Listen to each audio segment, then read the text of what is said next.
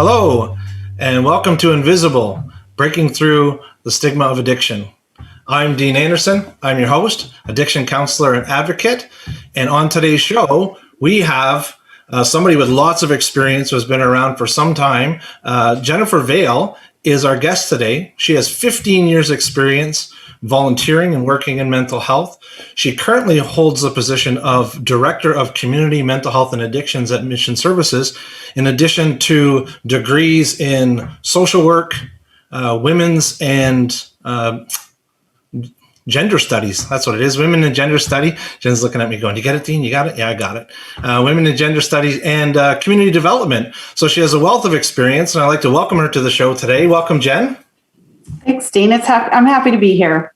I'm excited to have you. And you're on the top of my list of people to have on the show when I was looking at and thinking about the impacts that gender might have on addiction and mental health, specifically with women, knowing the stuff that you've done in the past with My Sister's Place and, of course, your education and your background. So I was hoping that you would come on today and you would share with us what some of those contributing factors are to women in general and addictions and mental health, and give us some of that information.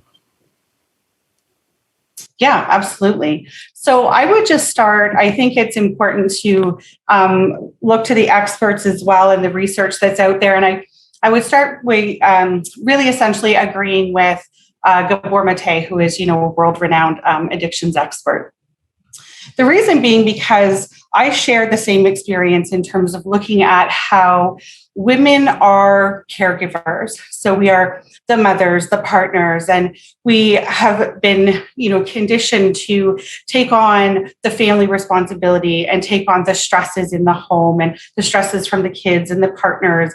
And so what happens is when substances or alcohol come into play, it becomes a real outlet, to step back from that stress and to relieve that stress. The other piece is trauma. I've never worked with a woman with addictions who has not experienced some kind of trauma in her life.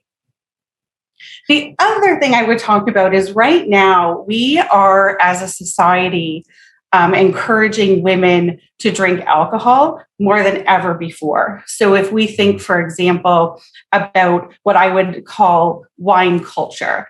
So we have commercials, you're seeing advertisements for wine in the movies, in the TV shows, the women are sitting down with the glasses of wine, and that's how they're, having social interactions.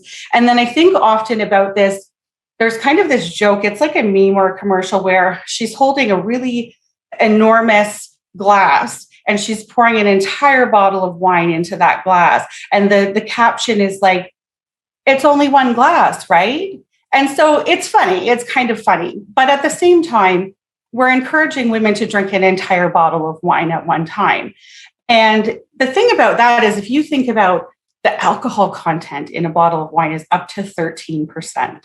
When you have the alcohol content in a bottle of beer is like 5.5%. So we have this culture now where that, when we talk about trauma and we talk about, the stresses of the house and caregivers and as partners, now we have wine as this like really socially acceptable outlet for women. So that kind of leads us into talking about barriers, because if we have a partner, we have a mother, a woman who is drinking copious amounts of wine or who is using substances, whatever that be, or using drugs, where does she go and who does she talk to about that? And who does she tell? Because the biggest risk for women and mothers in particularly is a loss of the child, a child apprehension or a breakdown in the family. So we have, when we think about that, I think about mothers, and here's where there's a distinction. Often when we talk about any kind of gender, we talk about, men too. Men experience this too. So, if a woman is at risk of losing custody or not being able to see her family or breakdown, we see that men experience that too. But here's the distinction. As women, we are conditioned from early childhood to be mothers and to be caregivers and to be nurturers. So I think about, what was my first gift? It was a baby doll. with a little bottle. And my job was to walk around feeding that baby. And I was praised for putting it to bed right and all of those things.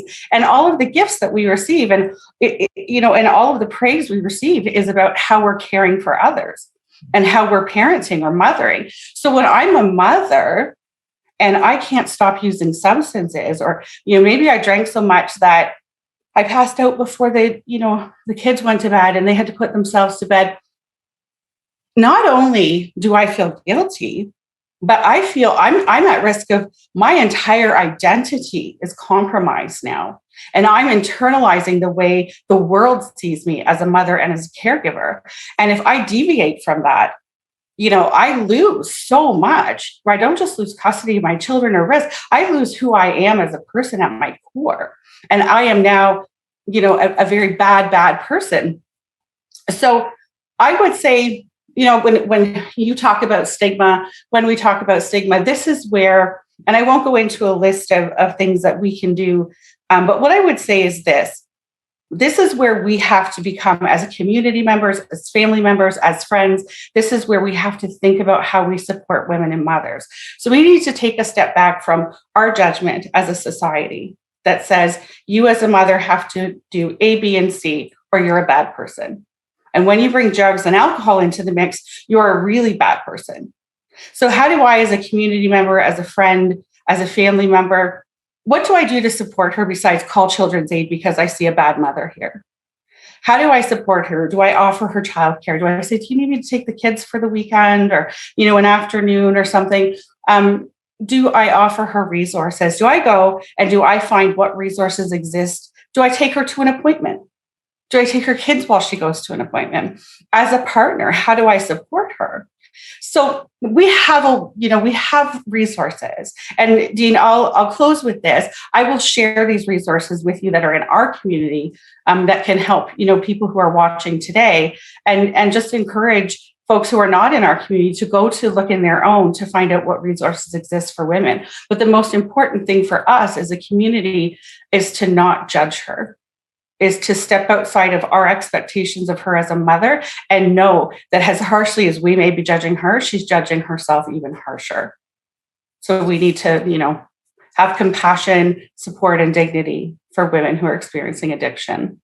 Mm-hmm. So true. So much information in such a short period of time. You've got my brain reeling. There's one thing that I that stands out to me is there's more to it than we like to see. And when we talk about women, I think that the thoughts of the viewers goes towards lower income, or they go towards, the women on the street or the frontline women. Can you talk real quick about how, that impacts, even the middle upper class, or different demographics are impacted? Can you share a little bit about that? Mm-hmm. Well, income definitely plays a role. It plays a role in your experience with addiction. It also plays a role in your success in your recovery and the supports that you might receive. I think that when you have a middle to upper class, it's different. There's a lot. It's not as visible. For if you have a home to live in and to drink, copious amounts of alcohol or to use your drugs, that comes back to that piece about who would you tell? Because there's a lot more hiding and going on. And the higher functioning somebody is, the harder it can be, because we see, we think of those people. If I'm a person who's drinking lots or who's using drugs in my home, but I have my home, I have my job, I have my car, maybe I was drinking till 2 a.m, but I still got up for work. That makes it a lot harder to say, well, this is an issue because I'm higher functioning and I'm not that, image that you just described as the homeless person or the person who's, buying drugs on the street corner and so on, because I'm not in that position, which is what, as a society, we say is a bottom. And that's where you end up. But if you're not ending up there and you're not having this like bottom that you see in the show Intervention, for example, if you're not hitting that, how do you look at yourself and say, you know what, this is a problem. Mm-hmm. This is hurting my family. Mm-hmm. I'm too tired to take care of my kids, I am too tired at work, or, so those are like little consequences compared to what we see as an end of the road addiction. So I would say that it's still important we have to, when we're in a position of like, we're in a good socioeconomic class where, we have our jobs, we're continuing to work. I think that we need to measure our consequences differently. Instead of thinking of ourselves as comparing, right? We call it comparing. Well, I'm not that bad, so I'm okay. Versus like, but what's not good for me right now? What's my nutrition looking like? What's my health looking like? And thinking about that's a hard place to be, to stop, because you're not suffering those consequences you're so used to seeing. So you have to measure, is this where you want to be in life? Do you really want to be tired all the time? Do you want a promotion, but you're not able to work to that because, you're too tired, or you're using substances all day at work, kind of thing, right? But yet you can go to work and do your job. So really thinking about the consequences in a different way, I would suggest. And also finding, again, even no matter where you're at, is finding a trusted support person. Yep. That's fantastic. A bunch of things resonating with me. The comparison being one of the biggest things. We look at comparison. We look at, what's going well. We use social media in that same aspect, where we're looking at social media and we're comparing ourselves, with that old quote, comparison is the thief of joy, right? So in that sense, we're never good enough, but then at the same time, I can always compare myself to being better than, and I'm not there yet. And we can go into the whole, rock bottom mentality too, and looking at, what does that mean to different people?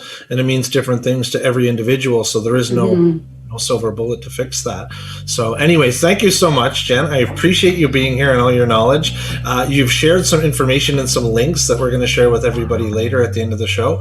And I appreciate you being here and sharing all that knowledge, and good luck in all your ventures and all the things that you do to help the city and help the people around us. Much appreciation. Thanks, Dean. I'm glad to be here.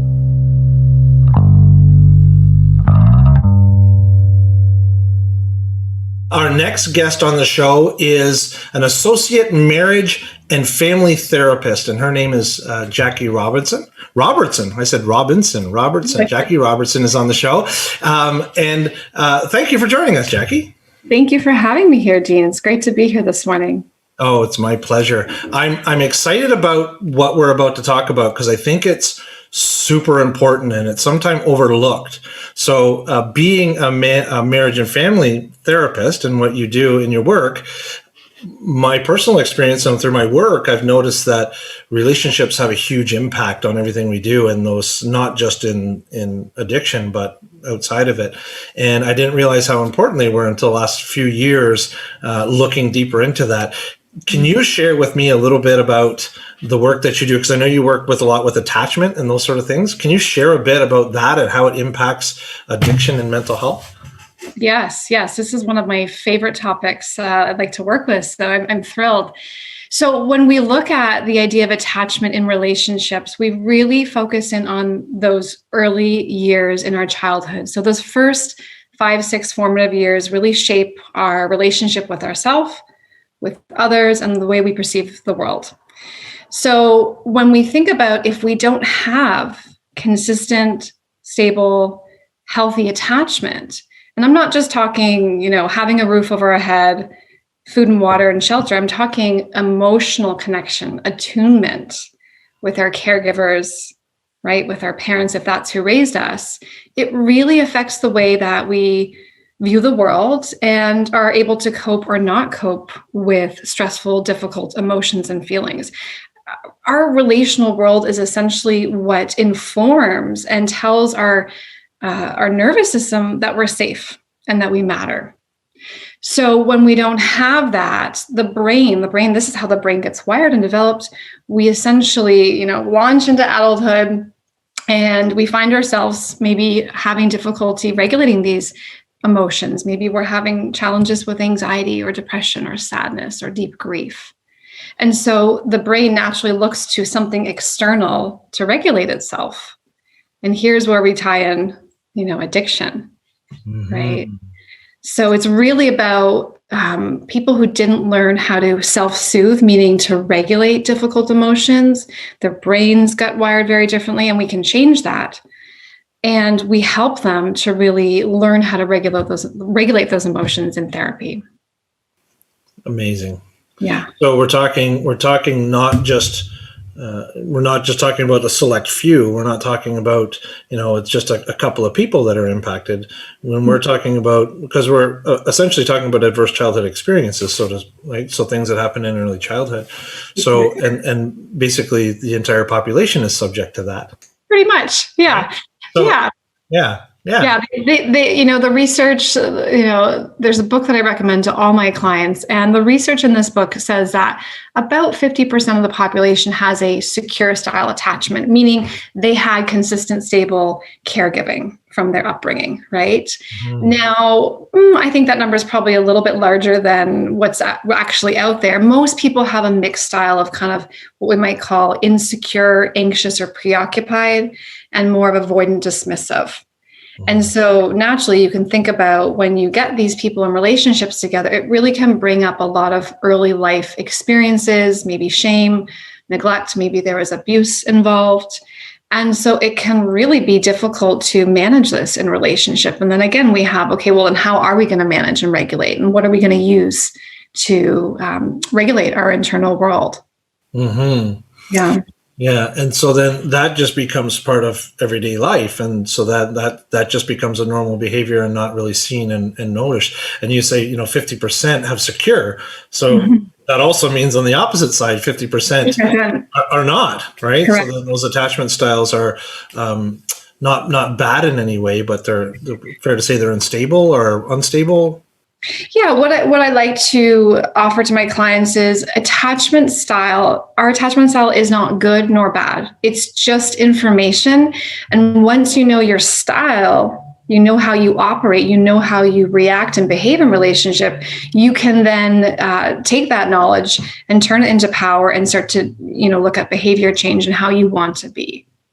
Mm-hmm. So instead of going and use the substance, maybe the alcohol or the drug of your choice, we're looking at really teaching these clients regulation exercise to not only attune and connect with other individuals, but really regulate what's happening in their internal state. So grounding exercises, we look at mindfulness, we look at something called EMDR to help regulate and reprocess traumatic or difficult emotions or memories. So we're helping the client to really re-regulate their nervous system and develop a more loving nurturing with themselves so that they can go, okay, there's that feeling. It doesn't feel good. I don't want to be with it. I want to find something to replace it or shift it, but I'm just going to notice if I can be with that. And then we get more we become more tolerating of that emotion, and it doesn't need to necessarily look to that external source as much. So, yeah. So essentially, we're not looking to then cure or fix ourselves. It's a level of acceptance and understanding and going through those processes and being able to learn to cope and understand that that's kind of who I am and it was how I was raised and that's the direction I'm going. Am I right with that? Or that's just it. We don't need to be fixed, right? And something my therapist has taught me this phrase. I've taken it and I've run with it. I love it. I use it all the time with my clients. It's a matter of learning how to be with these difficult parts of ourselves who naturally didn't get their needs met. Mm-hmm. And so really learning to tolerate the difficult emotion, have self-compassion, have empathy, because, we can do that for other people, but if we can't do that for ourselves, we're going to be in big trouble. Absolutely. So knowing that this is so broad scope and it impacts so many people, and there seems to be a big focus in addiction and mental health that we think about, as someone had said earlier in another show that, it's the people under the bridge, or it's the plain paper bag alcoholic, and that's the stigma that we put on it. I mean, knowing that 50% of society are impacted with these attachment styles, where does stigma play? Where does that idea of what that looks like play in those variables? Yeah, it's a great question. I think we're missing this piece on education, right? Like you said, people think of addiction and they think of maybe the homeless person under the bridge, right? And it really does affect, there's no discrimination, all class, all races, all gender, all ages. So I think in terms of stigma and really breaking this, we need more education. We need to help people understand that this is not their fault. They're not broken. It's not something that they created purposely for themselves, but it's something to be healed and looked at and worked with in a safe container, meaning a safe setting environment. And it's a relational issue. We can't, we wound in relationship and we heal in relationship. So here's where, being an addictions counselor and being a therapist, like we really work with our clients and meet them there in that space so that we can start to kind of decrease that shame that comes along with the stigma around addiction. People don't really understand what that's about. And one of my favorite quotes from one of my favorite people in the field, Dr. Gabor Mate, he's a Canadian, you know him, and he works with mental health and addiction in Vancouver. And he says in one of his books, he says, we need to stop asking why not the why the addiction, but why the pain? Mm-hmm. What's the pain that's underlying this person to do this behavior? And they're not wanting to do the behavior. They're just trying to make themselves feel better. Mm-hmm. That's absolutely it in every sense of it. And then that comes from, that feeling of disconnection, those things that happen through those.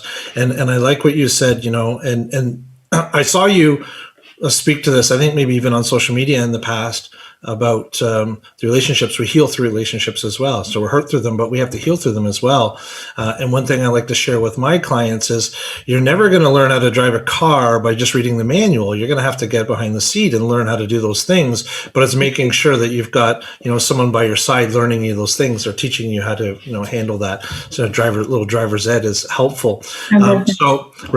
So real quick, can you tell me, if I was sitting at home right now and I'm watching this show and I'm going, this resonates with me, I get this, there's something and I don't feel secure and I think my attachment styles are out of whack. What's the next step? What's the first thing I should do to try and work towards making some changes? Sure. Well, if you're brave enough and you want to get into therapy, I always recommend that. Again, having someone to kind of understand and look at your style and walk through it with you. There's lots of information on my website people can go to learn more about attachment. And there is this fabulous book. It's called Attached, the New Science on how to find and keep love. So if people want to go and check out that book, you can go online and do a free attachment quiz and just learn about your attachment style and understand why you are the way you are in relationships and help you navigate the difficulties and challenges. Awesome. Yeah. And we're gonna have your website scroll across the bottom of the screen for you so everybody can see that and go and see Jackie's website and look at more about attachment styles. Thank you so much for being on the show. It's such an important piece that we don't look at very often.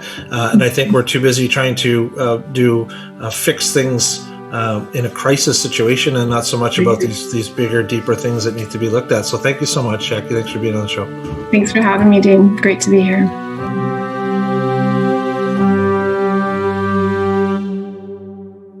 After having a couple of wonderful conversations with Jen and Jackie, the thing that stands out the most is the importance of relationships.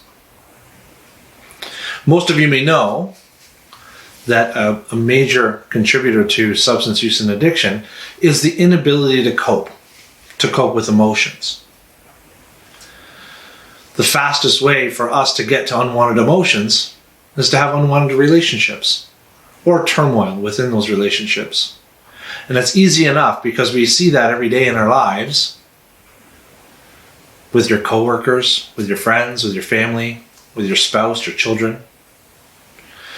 It's easy enough for us to have unwanted emotions within those relationships. I could go hide in my basement, sit there all day, and avoid everyone. That doesn't bring a solution either. And we know that. Right now during COVID, we can see what isolation is doing to us and how it impacts our mental health and our well-being. And part of addiction is that. It's separating ourselves from our loved ones, and it's separating ourselves from the people that care about us in relationships, and it impacts mental health. And then mental health go hand in hand with addiction and substance use.